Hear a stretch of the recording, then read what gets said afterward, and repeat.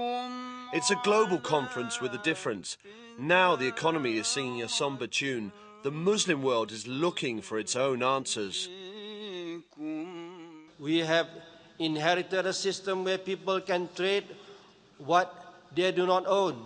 Such is the impact of unbridled greed in financial system with no accountability on money lending.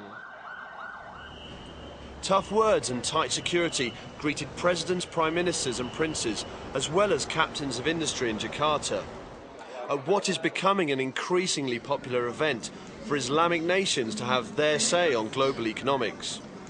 We started off by a completely unknown international institution to the extent that we are now, where national leaders from different countries start literally hassling us or persuading us to hold a conference.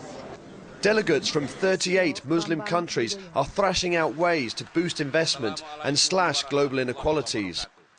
Muslims account for 1/5 of the world populations, yet they account for less than 7% of world production. A situation business leaders are hoping to change. They believe that Islamic banking could be the answer now that dominant Western models have soured financial markets. That's why there's a stronger call to action in Jakarta. Since the Muslim world contains some of the poorest and richest nations on earth, the forum is also looking at ways of narrowing this gap.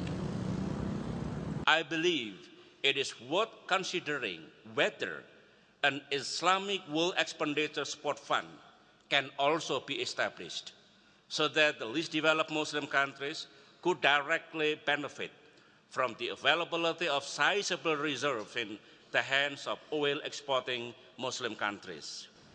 Money from the fund could tackle food and energy shortages, supported by the Islamic banking network. It's worth more than $1 trillion and could be a source of funds for developing countries in Asia and Africa. The countries of the Gulf Cooperation Council can directly improve the welfare of the Ummah and also help solve the world food security crisis. Both rich and poor Muslim countries have an opportunity to look at the comparative advantages available to them. In this interconnected world, we all need to stand together in times of crisis. We in the Muslim world, however, can offer a perspective that transcends mere economics. For example, Saudi Arabia, they have a very big program to invest in agriculture. They will invest in infrastructure, this means in road, in all infrastructure, irrigation. A wake-up call.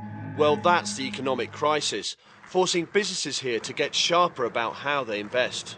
A lot of people from the Middle East want to come to Asia, but they are ignorant. They do not know where to go, how to go about it, and what are the opportunities. But there will come a time when they will make those decisions and invest. Money is still moving in, despite the tightening of liquidity in the Gulf and a slump in the value of assets. Asian countries received more than $3 billion in investments from the Middle East at the forum, signed on the dotted line with a set of ethical beliefs in mind. This philosophy, I think, is very favorable to the issue of development. Which one is more favorable to development? Is it conventional finance or Islamic finance? Because development finance institutions like the World Bank have been in this business for 50 years.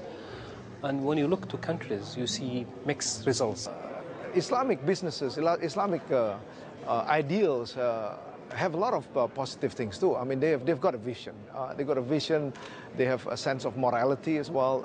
So I think this is what also the world needs right now. It's a new sense of what business is all about. It's not just about money.